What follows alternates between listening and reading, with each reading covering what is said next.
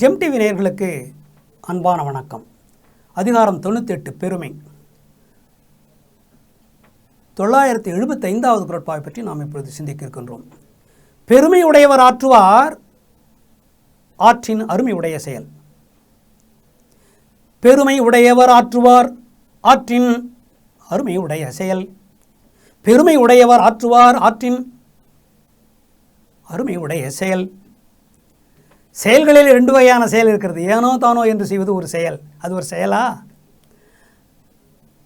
அருமையான செயல், மிகச் சிறப்பாக செய்திருக்கிறான் என்று எல்லோரும் பாராட்டினார்கள். அது அருண் செயல்.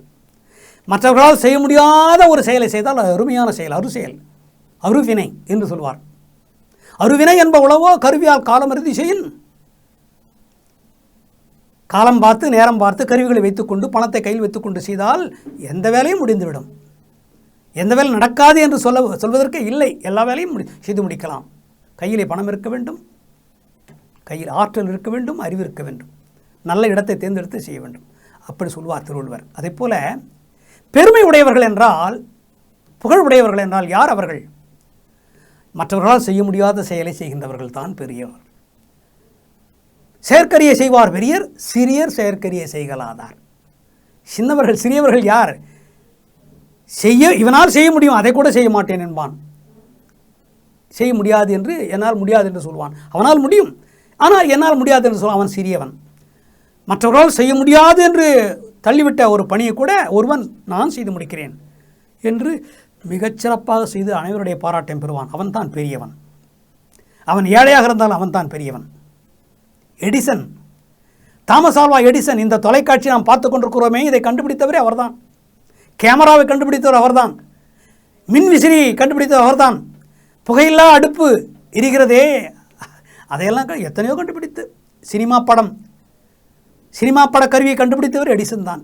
எப்படி அவர் பெருமையை எப்படி பெற்றார்? அருமையுடைய செயலை, யாராலும் செய்ய முடியாத செயலை எண்ணி எண்ணி பார்த்து ஆராய்ந்து பார்த்து பேப்பர் விற்று பிழைத்தவன். படிக்க வசதி இல்லை, பள்ளிக்கூடத்தில் ஆசிரியர் துரத்தி விட்டார், கட்டணம் கட்ட வகை இல்லை. எங்கெங்கெல்லாம் ஏடுகள் இருக்குமோ அதையெல்லாம் வாங்கி படித்து, யாரிடமோ புத்தகங்களை வாங்கி படித்து பள்ளியில் படிக்காமலேயே மேதையானவன் எடிசன்.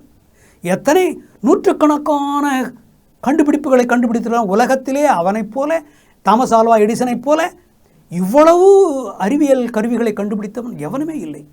எப்படி முடிந்தது படிக்காதவனால்? புகழ் பெற வேண்டும், எடுத்ததை சிறப்பாக செய்து முடிக்க வேண்டும் என்கின்ற ஊக்கம் இருந்தது அவனிடத்திலே.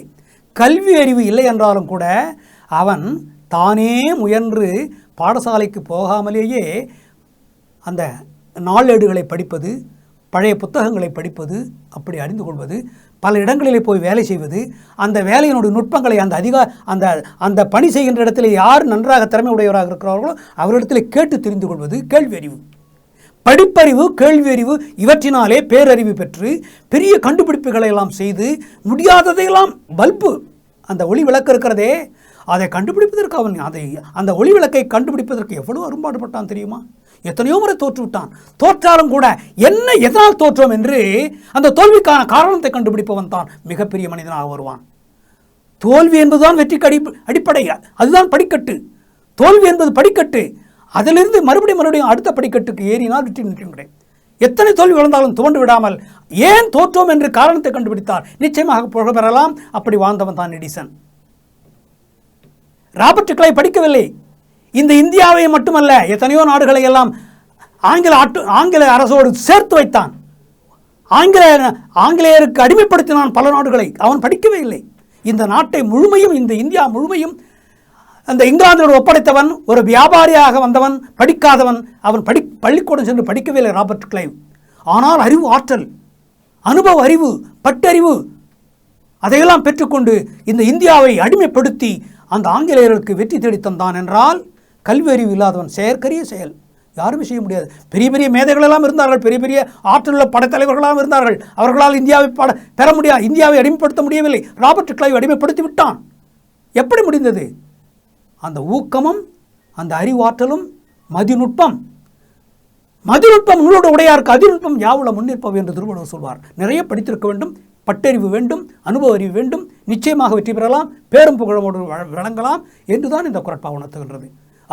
பெருமை உடையவர் ஆற்றுவார், ஆற்றின் அருமை உடைய செயல், எல்லோரும் பாராட்டும்படியான செயலை செய்ய முடியும்.